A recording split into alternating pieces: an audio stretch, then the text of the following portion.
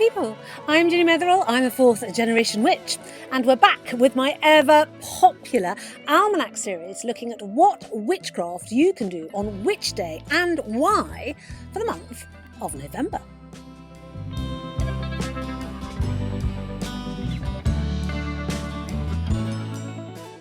So as always with these videos, what I like to do is to give you a general overview of all the witchcraft trends that are happening throughout the month of November. And then we will look at the nitty-gritty day-to-day detail of what witchcraft you can do on which day and why. So with that said, let's get straight into my general overview. November has always been seen as the month of mourning. It is the month of the dead, and this is started with Samhain, or Halloween, which begins on the 31st of October and carries on over until the 1st of November. And so Samhain is communicating with them, remembering them, supporting them, and mourning them. So November therefore starts as a month known to be for the dead. And you can see this in Dia de los Muertos in Mexico. The Christian church starts November with All Souls, and varying other cultures say November is the month for the dead. The Anglo-Saxons even called it Blot Month, meaning the month of blood, because this is the time when you slaughtered your cattle in order to preserve the meat to get you through the winter. November has a very deep spiritual nature to it. It's not just about, welcoming the dead. It's about welcoming the dead and remembering the dead. For example, if you've lost your parents, remember them by doing something kind in their name. That is always what they most prefer.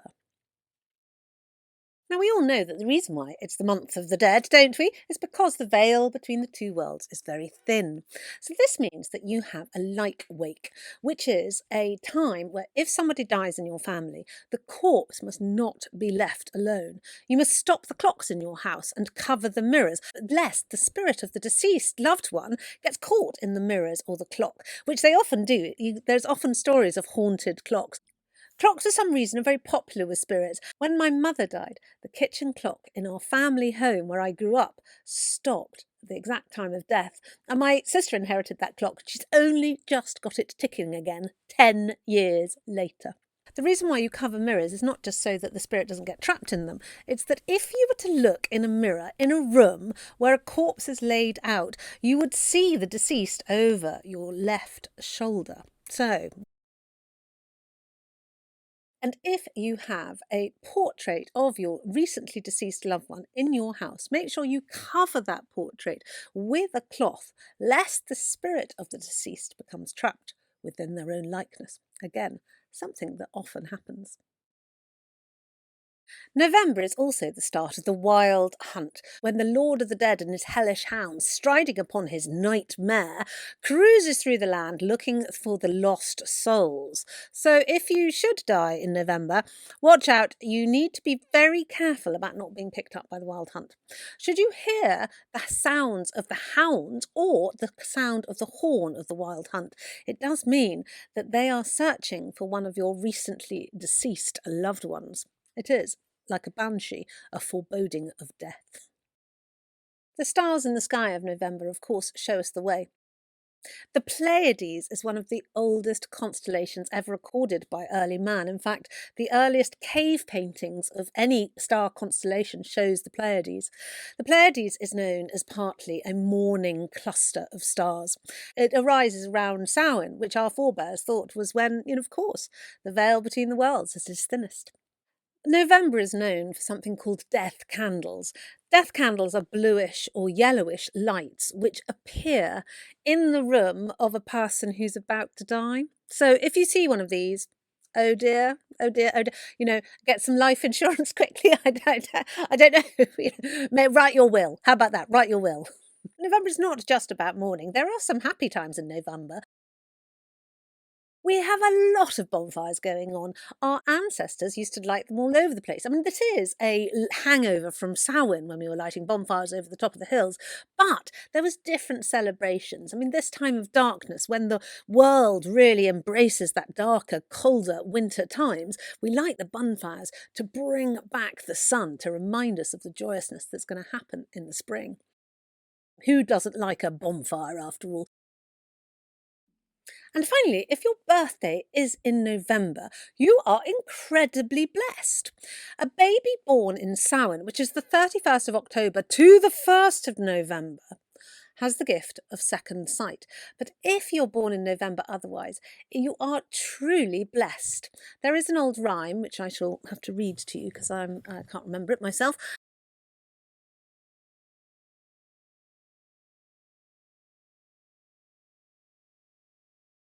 Isn't that charming? So if your November birthday, let me know. I'd love to be able to see if you're very blessed and very thankful for your existence.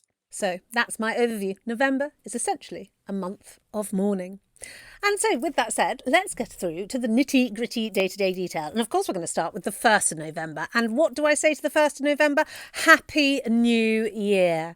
This is the start of the witch's year. All things are born from darkness into light, including the new year. So, we're going to start as the world is encased in darkness and comes into the light. It's quite a jolly time as a result. That's why we've had all these celebrations on Samhain the night before, because we're essentially celebrating the change of seasons. It's Happy New Year time. And New Year, you get new wishes. And so it's a great day to make a wish. Now, wish magic is inherently selfish. Only ever wish for yourself, because if you wish for somebody else, you might change their course or destiny, and they might not agree with that. So wish for yourself, guys. So I'm definitely going to wish for health and prosperity in this coming year. The 1st of November is, of course, the hangover from Samhain or Halloween. It is the Day of the Dead in every culture, and we celebrate the Day of the Dead by leaving out food. Us witches would lay cakes out for the dead to make sure that they're still welcome in our home, because the dead do need care. Sometimes, if they are trapped on this earth, they need help with passing over. And as a witch, this is something that I do quite frequently, in fact, because it's not uncommon for a deceased person to, get a bit confused between the transition from life to death. There's an old Celtic saying about the 1st of November that all the gods of all the world are celebrated from sunrise to sunset. This is a time for the deities to propitiate those gods because it's New Year. And if you start the new year by offering thanks and prayers and whatever it is that you want to offer to the deities that you work with, you should be able to set the tone for the coming year. The 2nd of November is the Christian All Souls Day, but this is actually based on a pagan tradition. If you were sitting in your house and you had a visitor come to your house on the 2nd of November, you would make sure that they all had some cake, which they ate, because this is sort of saying to the people, you need to partake in helping the dead cross over to make sure that they really do go through to the other side. And this was known as soul cakes. Now, soul cakes were then adopted by the Christian faith and taken to mean essentially the same thing, they're prayers for the dead, but it's simply a pagan practice that was lifted straight out of the pages and put onto the Christian map. But I'd rather like it. So, 2nd November is essentially Cake Day. The 1st to the 3rd of November is known as All Hallows Tide, meaning the time around All Hallows. And this is the time when you can divine how bad the winter is going to be. And the way to do this is to go to a beech tree, find your beech tree, and cut into the bark with a small knife. And if underneath the bark you find it to be dry as opposed to moist, and don't come at me for using that word, I like it personally. If you find it to be dry, the winter will be warm. The 5th of November is the night of the full moon. This moon is in Taurus, and it's known as a beaver moon or a mourning moon because beavers are, extant at the moment, and mourning because, of course, it's the month of the dead. Now, with it being in Taurus, it's also a great time to count things. Now, what I mean by this is to count your blessings, to count your shekels, or even count your prospects. Any of these is a good to do because Taurus is terribly logical in their thought process, and counting your blessings at this time will always help you see gratitude for the future. It's also a supermoon, and it's the second supermoon of the year, meaning it's going to be 30% brighter and about 20% bigger than it looks normally. This is a wonderful moon to do any moon magic on. So if you're on my witchcraft course and you've got to the moon phase of it, this is a great time to follow that course on this particular day. The 5th of November, as every UK resident know, is also Guy Fawkes Night, which is where we have a massive party, burn a huge bonfire with an effigy of Guy Fawkes on it, because we do like to burn effigies, and have fireworks. The effigy burning was always fun. This is actually left over from pagan practices when they would burn effigies of witches or ghouls or goblins on a bonfire at this time in order to ward off those evil spirits. It's also like a reset time. So if you burnt the sins of the past year of the community on a bonfire in an effigy, you would then have a clean sweep for the coming year that we are now celebrating. It's not just Guy Fawkes Night in this country, it's also the most important night in Devon, as far as we're concerned, which is the Ottery Tar Barrels, which, as someone once said, this is the most alarming experience you can have short of all-out war. And having been to Ottery Tar Barrels many times, I can absolutely tell you, they're completely right. If you're thinking of going to this event, don't take your kids, is all I can say. From the 6th of November, the mighty Orion is now prevalent in the sky. And you need to look heavily for this, because if you can see the mighty Orion travelling through the sky as if shrouded in mist, but you can't see any mist anywhere else, it means that there is trouble to come. So watch out. The 7th of November is a day when, if you have been bewitched at Halloween, since it's a week later, you can now remove that spell from, or that curse from you. There is actually a really old spell for this, which I have put up for my subscribers on my website, because it's very complicated and I don't have time to go into it here. But should you feel that you are possessed by anything from Halloween, give yourself a good cleanse and that will get rid of it today. The 10th of November is a water scrying day. Now, this water scrying is actually one of my favourite forms of divination. Now, what you need to do is get 3 bowls of water, have one dirty, one clean and one empty. And then you blindfold your group of people who are going to take part in this, and then you shuffle the bowls around, and then they are supposed to choose a bowl and dip their finger into it. And depending on which bowl they choose will show them how profitable and how happy they're going to be in the coming year. If they're going to put their hand in the bowl full of water, then it's great. If it's empty, it's not so great. And if it's dirty water, it's a bit mid.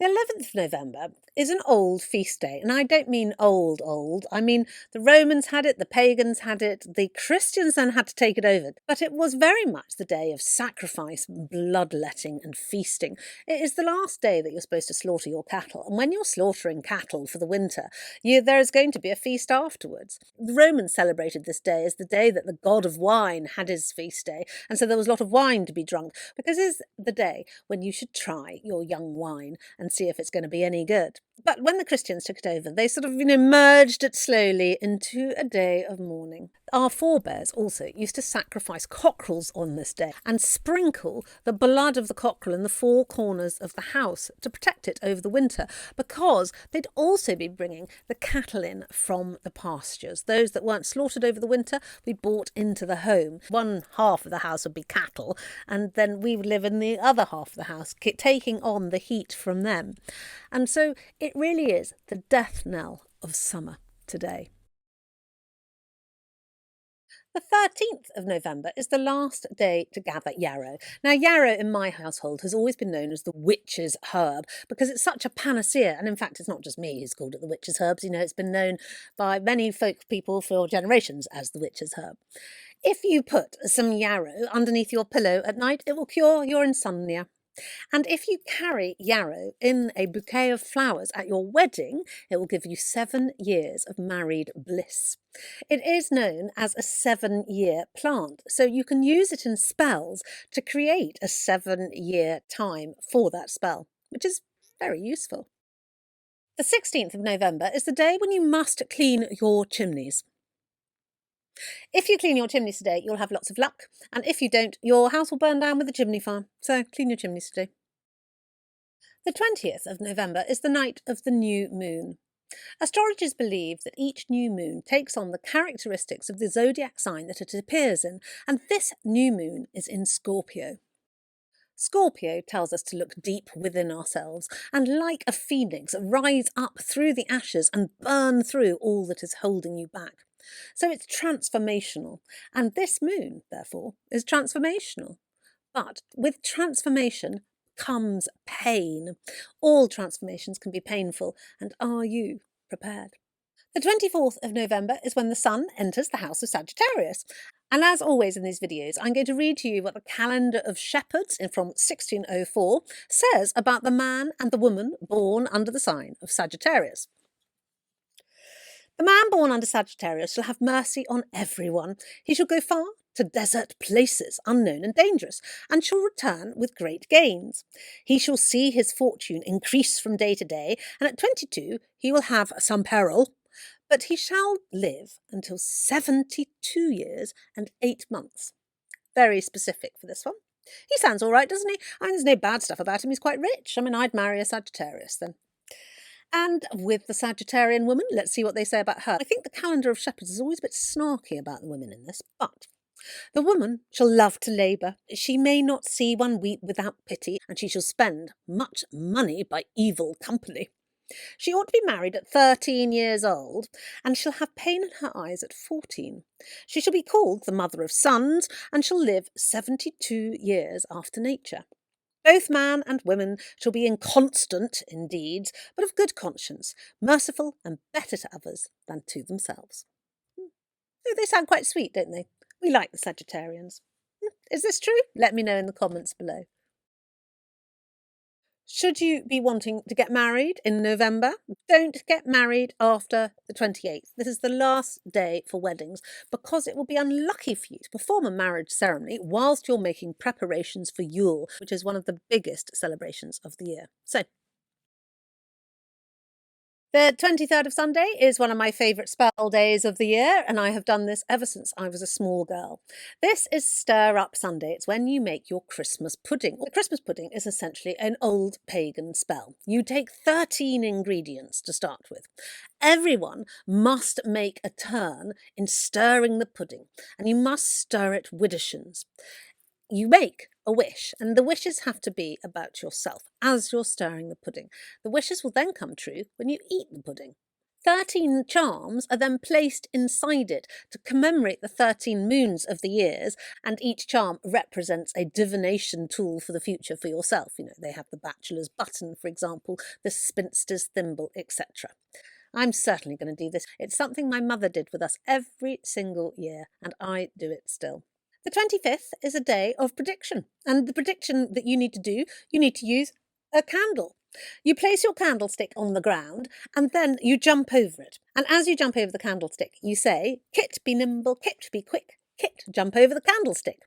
When you jump over the candle, you need to make a wish or a prediction of something or other. And if the candle blows out once you jump over it, it means that your wish or prediction will come true.